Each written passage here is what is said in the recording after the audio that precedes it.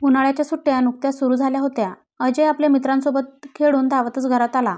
अजयचे वडील अनिल इतक्यातच कामावरून येऊन चहा पीत बसले होते. अजय धावतच त्यांच्याकडे आला. बाबा, आज क्रिकेट खेळताना खूप मजा आली. मी नॉट आऊट 50 रन्स केले. अरे वा, म्हणजे माझा मुलगा सचिन होणार. तेवढ्यात किचनमधून अजयची आई रमा पोहे घेऊन आली. अजय हळूच आईच्या कानात पुटपुटतो. आई, विचार ना बाबांना, आपण कधी जायचं? हो हो, विचारते, थांब जरा. अनिल चहाचा घोट घेत रमा, काय विचारायचंय? बोलतोय अजय. काही नाही हो, नेहमीचाच प्रश्न. आपण आपल्या गावी पिसोट्याला कधी जाणार? या सुट्ट्यांमध्ये तरी घेऊन चला म्हणून मागे लागलाय. अनिल अजयला जवळ घेतो. हे बघ अजय, मी सुट्टीसाठी ॲप्लिकेशन दिलंय. मंजूर झालं की नक्की जाऊ. बाबा, तुम्ही दरवर्षी हेच सांगता आणि मला घेऊन जात नाही. अजय रागात त्याच्या रूममध्ये निघून जातो. रमा, याला कसं सांगू आपण का जात नाही ते? पण मी काय म्हणते, ज्या गोष्टीला इतके वर्ष झाले त्यासाठी आपण गावी न जाणं हे मला काय पटत नाही. कदाचित अफवा असू शकते किंवा आपल्याला घरापासून दूर ठेवण्यासाठी हे कटकारस्थान असेल ना. आणि तसं पण या सगळ्या गोष्टींवर माझा विश्वास नाही. अगं हो, पण आई बाबा वारल्यापासून आपण गावी गेलोच नाही. आणि तसंही पिसोट्याला जाऊन काय करायचंय? आणि जर त्या गोष्टी खऱ्या असतील तर? मला वाटते जोपर्यंत आपण तिथे जात नाही तोपर्यंत आपल्याला खरं काय ते समजणार नाही. तुम्ही या वेळेस माझ्यासाठी गावी जाण्याचा प्लॅन करा. अनिल थोडा विचारात पडतो आणि दीर्घश्वास घेत म्हणतो, ठीक आहे, करूया प्लॅन. दुसऱ्या दिवशी अनिल ऑफिसमध्ये गावी जाण्यासाठी 20 दिवसांची रजा टाकतो. घरी येताच अनिल ही बातमी अजयला आणि रमाला सांगतो. दोघे खूप खुश होतात आणि जाण्याच्या तयारीला लागतात. रविवारी सकाळची 7ची गाडी असल्यामुळे रमा आदल्या रात्रीच सर्व तयारी करून ठेवते आणि सकाळी 5चा अलार्म लावून झोपी जाते. सकाळी ठरल्याप्रमाणे तिघे एस.टी. स्टँडवर पोचतात. रमा, तुम्ही इथे थांबा, मी गाडीची इन्क्वायरी करून येतो. तसा अनिल इन्क्वायरी काउंटरच्या दिशेने निघून जातो आणि 5 मिनिटांनी परत येतो. अगं, गाडी थोड्याच वेळात 3 नंबरवर येणार आहे. चल पटकन, आपण तिथे जाऊ. तसे दोघे बॅग उचलतात आणि निघतात. अजय सर्व उत्सुकतेने पाहत असतो आणि तोही आईबाबांच्या सोबत 3 नंबरच्या दिशेने धावू लागतो. अजय पहिल्यांदाच पिसोट्याला निघाला होता आणि ती उत्सुकता त्याच्या चेहऱ्यावर स्पष्ट दिसत होती. अचानक कर्कश आवाजात अनाउन्समेंट होते. पिसोट्याला जाणारी गाडी 3 नंबरवर आलेली आहे, तरी प्रवाशांनी चढून घ्यावे. अजय, अनिल आणि रमा तिघेही गाडीमध्ये बसतात. आता गाडी पिसोट्याच्या मार्गाला लागते. अजय खिडकीमध्ये बसून पळणारी झाडं, शेत, कौलारू घर बघण्यात दंग होऊन जातो. पण दुसरीकडे अनिलच्या चेहऱ्यावर एक वेगळी चिंता दिसत होती. तो स्वतःशीच बोलत होता, पिसोट्याला जाऊन आपण काही चुकी तर करत नाही ना? आणि जे ऐकलंय ते खरं तर नसेल ना? असे अनेक प्रश्न त्याच्या डोक्यात घोंगावत राहतात. रमाला त्याच्या चेहऱ्यावरची चिंता जाणवते. ती त्याचा हात हातात घेते आणि बोलते, काळजी करू नकोस, सर्व ठीक होईल. आपण खूप एन्जॉय करू. आणि बघ, अजय पण किती खुश दिसतोय. गाडी आता वेगाने पिसोट्याच्या दिशेने धावू लागते. थंडगार वारा, हिरवेगार शेत, कौलारू घरं पाहत अजय आणि रमाचा कधी डोळा लागतो हे त्यांना समजत नाही. अनिल मात्र अजूनही त्याच विचारात गुंतलेला असतो. काही तासानंतर अनिलच्या आवाजाने रमाला जाग येते. रमा, ए रमा, उठ, अगं आला आपलं गाव. रमा गोंधळून उठते आणि अजयला जागा करते आणि तिघेही गाडीतून खाली उतरतात. एस.टी. त्यांना वेशीवर सोडून निघून जाते. अनिल आणि रमा बॅग उचलतात आणि घराकडे निघतात. अजय आता जास्तच खुश दिसत होता. बाबा, कुठे आहे आपलं घर? अरे, आता तर आपण वेशीवर आहोत. अजून इथून 2 किलोमीटर अंतरावर आपली वस्ती आहे. तिथून तिघेही रस्ता ओलांडून गावाच्या दिशेने चालू लागतात. आजूबाजूला घनदाट झाडी आणि त्यातून जाणारी कच्ची वाट. जसजसे ते आत जातात तसतशी झाडी दाट होत जाते. त्यामध्येच पक्ष्यांचा आवाज कानावर पडत होता. थंड हवेची झुळूक अंगाला स्पर्शून शहारे आणत होती. एका वळणावर झाडांच्या आत एक पडकं घर अजयच्या नजरेस पडतं. त्या पडक्या घराच्या खिडकीतून कोणतरी आपल्याकडं पाहतंय असा भास त्याला होतो.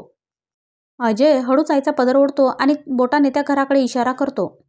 रमाची नजर त्या खिडकीकडे जाते. तिला तिच्याकडे पाहणारी एक विचित्र आकृती दिसते. ती डोळे बारीक करून नीट पाहण्याचा प्रयत्न करते. त्यात तिला दिसतो सुरकुतलेला काळपट चेहरा, पांढरे शुभ्र डोळे, पांढरे विस्कटलेले केस. ते पाहून रमा दचकते आणि अनिलचा हात जोरात पकडते. तसा अनिल तिच्याकडे पाहतो. अनिलला तिच्या चेहऱ्यावरची भीती स्पष्ट दिसते. तो तिचा आणि अजयचा हात हातात घेत म्हणतो, अगं मी सगळीकडे पाहिले पण काहीच नव्हतं. कदाचित तुला भास झाला असेल. रमाचं अनिलच्या बोलण्याकडे लक्षच नसतं. ती एकटक रांजणाकडे पाहत बसलेली अनिलला दिसते. तो तिच्याजवळ जातो आणि खांद्यावर हात ठेवत म्हणतो, रमा, हे रमा, अगं मी तुझ्याशी बोलतोय. लक्ष कुठं आहे तुझं? तशी तिची नजर अनिलकडे वळते आणि भानावर येते. काय म्हणालात तुम्ही? अगं मी सगळीकडे पाहिले, काहीच नव्हतं तिथे. चल पटकन आवरून घेऊ, अंधार पडायच्या आधी. रमा भानावर येते आणि दोघं घर साफ करायला घेतात. आता घर आवरून अनिल अजयला आणायला निघून जातो. रमा आता जेवण बनवायला सुरुवात करते. अनिल आणि अजय घरी परततात. अजय पहिल्यांदाच आपलं गावचं घर पाहत होता. तो बराच वेळ घर न्याहाळत बसतो. आता हळूहळू अंधार पडू लागतो. तिघेही जेवण करून वरांड्यात येऊन बसतात. बाहेर छान थंडगार हवेमध्ये रमाचा क्षणार्धात गायब होतो. अजय आईच्या मांडीवर डोकं ठेवून आकाशातले तारे पाहण्यात दंग होऊन जातो आणि तिथेच झोपी जातो. रमा, मी बिछाना घेऊन येतो. आज आपण बाहेरच झोपू. रमाला अनिलची कल्पना खूप आवडते. अनिल घरातून बिछाना घेऊन येतो आणि बिछाना टाकतो. अनिल अजयला उचलून बिछाण्यावर टाकतो. रमा आणि अनिल बिछाण्यावर पडून आकाशात तारे बघण्यात मग्न होऊन जातात. शहरात असं मोकळं आकाश कधी दिसतच नाही. थोड्याच वेळात दोघेही झोपी जातात. मध्यरात्री अनिलला कसल्या तरी आवाजाने जाग येते, पण तो तसाच डोळे झाकून पडून राहतो. तो नीट कान देऊन ऐकण्याचा प्रयत्न करतो. त्याला त्याच्या आजूबाजूलाच कुणाच्या तरी चालण्याचा आवाज येतो. कोणीतरी त्याच्या भोवती गोलगोल फिरत आहे असे जाणवते. काही क्षणानंतर त्याला त्याच्या कानाजवळ जोरजोरात श्वासोच्छवास घेत असल्याचे जाणवते. अनिल अजूनही डोळे झाकून शांतपणे त्या हालचाली ऐकत पडून राहतो. नक्की काय करायचे हे त्याला समजत नव्हते. आता तो डोळे उघडायचे असं ठरवतो आणि तेवढ्यात चालण्याचा आवाज बंद होतो. अनिल आता हळूहळू आपले डोळे उघडतो आणि आजूबाजूला पाहायला लागतो. अंधार खूप असल्यामुळे त्याला काहीच दिसत नाही. अनिल आता उठून बसतो. अचानक त्याची नजर रांजणावर पडते आणि त्यावर त्याला कोणतरी बसल्याचा भास होतो. एक काळी आकृती, लांब सडक केस आणि त्या केसांमधून दिसणारे लालभडक डोळे. अनिल घाबरून आपली नजर फिरवतो आणि रमाकडे पाहतो. ती गाढ झोपेत होती. त्याला समजत नाही काय करायचं ते. अचानक त्याला रमाचा आवाज ऐकू येतो, पण तो बघतो रमा तर झोपली आहे. मग हा आवाज कोणाचा? अनिल, ए अनिल, उठ, 8 वाजलेत. अजून किती वेळ झोपणार? अनिल खळबळून जागा होतो आणि रमाकडे पाहतो. रमाला त्याच्या चेहऱ्यावरची भीती स्पष्ट दिसते.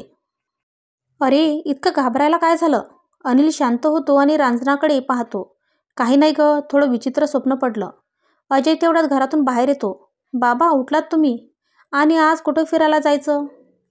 हो, जरा आवरू दे मला, मग जाऊ आपण डोंगरावरच्या मंदिरात. अजय खूप खुश होतो आणि आवरायला लागतो. अनिल आणि अजय दोघेही सर्व आवरून डोंगराच्या दिशेने निघतात. थोडे पुढे गेल्यावर उजवीकडे त्यांना विहीर दिसते आणि अजय अनिलला बोलतो, बाबा चला ना, आपण विहिरीमधलं पाणी बघू.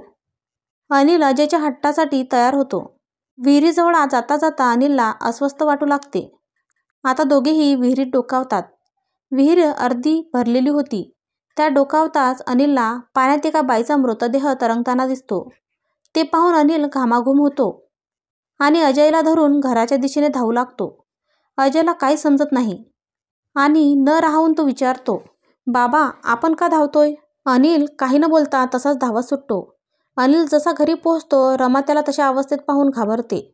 अनिल, काय झालं तुला? इतका का घाबरलाय? अनिल काही बोलण्याच्या मनस्थितीत नव्हता. रमा त्याला शांत करते आणि पाणी देते. अनिल गटागटा पाणी पितो आणि डोळे झाकून बसतो. रमा अजयला विचारते, अजय काय झालं बाबांना? तुम्ही डोंगरावर जाणार होता ना? हो आई, पण त्या विहिरीकडे जेव्हा आम्ही गेलो आणि बाबांनी विहिरीमध्ये पाहिल्यानंतर ते धावत सुटले. मला समजलंच नाही काय पाहिले त्यांनी. अनिल थोडा शांत झाला होता. तो अजयला बाहेर खेळायला पाठवतो. अनिल आता रमाला सांगायला सुरुवात करतो, रमा मला वाटतं आपण परत आपल्या घरी जावं. मला इथे विचित्र आणि अस्वस्थ वाटू लागले आहे. पण अनिल, असं झालं तरी काय? अगं आम्ही त्या विहिरीकडे जेव्हा गेलो तर त्यात मला एका बाईचं प्रेत दिसलं. ते पाहून मी अजयला घेऊन लगेच पळत सुटलो. मला वाटतं काही होण्याआधी आपण लगेच इथून जाऊया. रमा अनिलला जवळ घेते आणि समजावते, अरे असं कसं होऊ शकतं? आणि गावातले सगळे तेथूनच पाणी भरतात. पण असे काही असते तर सकाळी सगळ्यांना समजले असते. तुला कदाचित भास झाला असेल. अनिलने पाहिलेले ते दृश्य अजूनही त्याच्या डोळ्यासमोरून जात नव्हतं. रमा, मला कालपासून हेच वाटतंय की आपण इथे नव्हते यायला पाहिजे. रमा त्याला समजवते आणि आराम करायला सांगते. काही तासानंतर अनिलची झोप उघडते. रमा त्याला म्हणते, उठलास? कसं वाटतंय आता? हो, जरा बरं वाटत आहे आता. जा, फ्रेश होऊन घे, मी चहा टाकते. अनिल आणि रमा वरांड्यात संध्याकाळच्या कोवळ्या उन्हात चहा पीत बसतात आणि अजय मात्र वरांड्यात खेळण्यात मग्न झाला होता. अनिल, आपण ती अडगडीची खोली आणि ते रांजण साफ करून घ्यायचे का? नको रमा, त्यात अजूनही त्यांच्या वस्तू आहेत. आहे तसंच राहू दे, उगाच आपल्या मागे काही नको. आणि तूही ती खोली उघडू नकोस. दोघेही बोलता बोलता घरात जातात.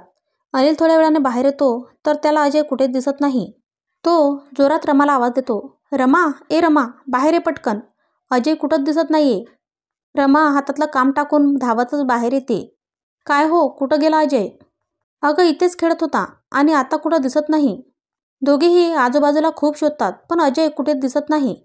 जाधवताई पण त्यांना शोधायला मदत करते, पण आता अंधार वाढत चालला होता. तशी अनिलची चिंतासुद्धा वाढत चालली होती.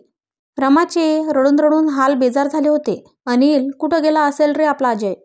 अनिललाही सुचत नव्हते कुठे शोधायचं अजयला. त्याने संपूर्ण गाव शोधून काढलं होतं. अजय कुठं गेला असेल? तो सुखरूप तर असेल ना? असे अनेक प्रश्न रमाच्या डोक्यात गोंधळ घालत होते. आता दोघेही घराबाहेर बसून अजयची वाट पाहू लागले.